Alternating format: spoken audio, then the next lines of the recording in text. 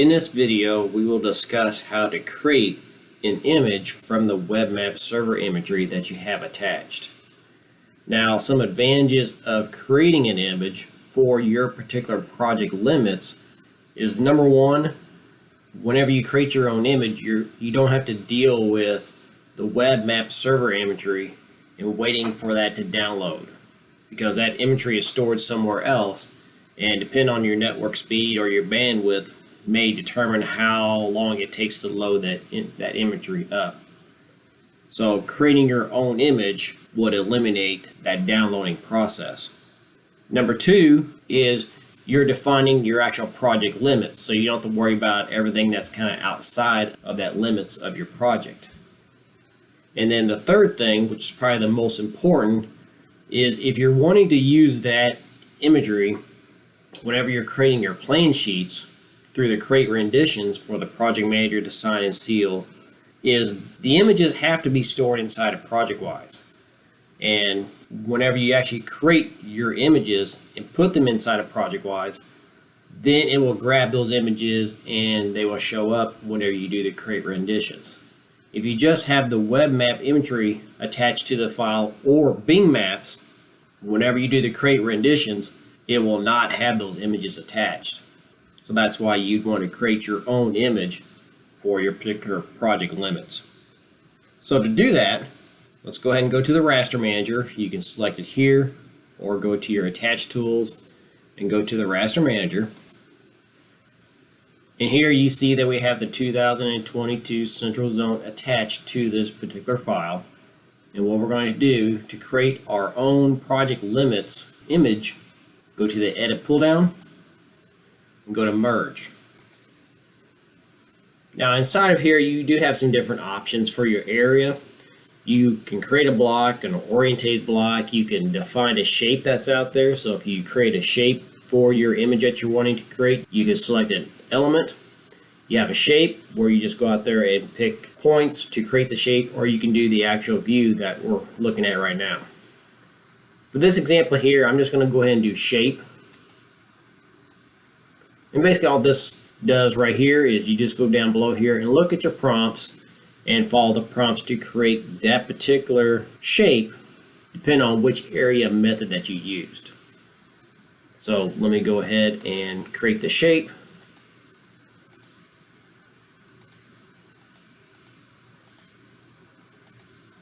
And once I have that defined, just for this example here, once I have that done, I will go ahead and right click to reset it. And then what you're going to get is your merge options. This will determine how the image is going to be created. On this one here, we need to look at this right here. This is elements to process. Make sure it's set to raster only.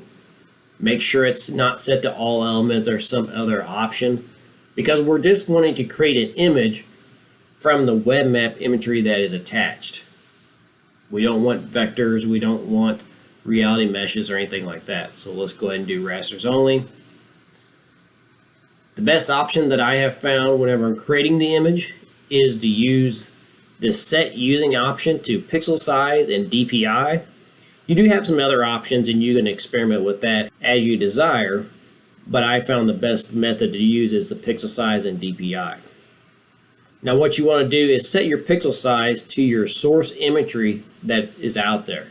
On most of your web map server imagery, it's either going to be 3 foot, 1 foot, or 6 inch. Now on the 6 inch imagery, there's not much available on that yet, but basically from the 2023 and going forwards, whenever you see the web map imagery that's out there, it will actually be in 6 inch. But if you need guidance on which one to use for your pixel size, you can always call CAD support, and we'll basically tell you what pixel size that you need depending on what web map server imagery that you're attaching. So for this one here, I'm just going to use 1 foot. So I'll select 1 and hit tab to lock in the other one. And whenever you do that, next thing that you need to do is look at your output. Now you got some different options here. You can do many different options, but what I have found after doing some testing with it is either the GeoTIFF or the JPEG will create a very good image from your source imagery and keep that file size to a minimum. You can also use the JPEG 2000, which is going to make that image a little bit bigger. And you do have the option for the ITIF 64. You can do that also, but it will make that image very large. So for this example here, I'm just going to go ahead and use the GeoTIFF. And then once you have everything set, go ahead and click on Run. Go ahead and name it whatever it needs to be. And I'm just going to go ahead and name it this file right here. And that's perfectly fine.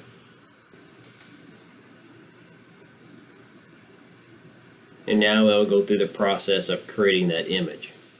Now, of course, depending on how big your image is and your parameters will determine how long it will take to create that image. But you can see in your status bar right now that it's starting to build that image. So just be patient with it, and once it's done, it should show up in your Raster Manager dialog box. And then once the image is finished, you'll see that it is attached to this file. So now if I come in here and go to my Web Map Server Imagery and I turn that off temporarily for display 1, you'll see that I have my image created and attached to this file.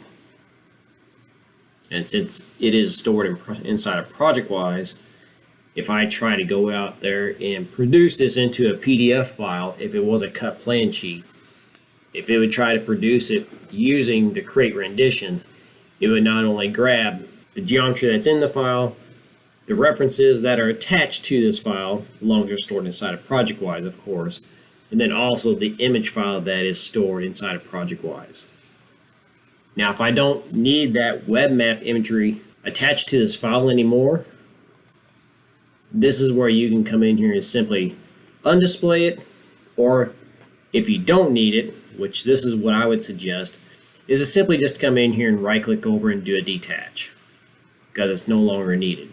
If you ever need to reattach it, you just go back to your file pull down, go to attach, and go back to here and attach that web map imagery out there if you need it for some other reason. So that's how to create an image from that web map server imagery and letting it be attached to this file in order for the create renditions to work properly, and also narrow down your image to just your project limits.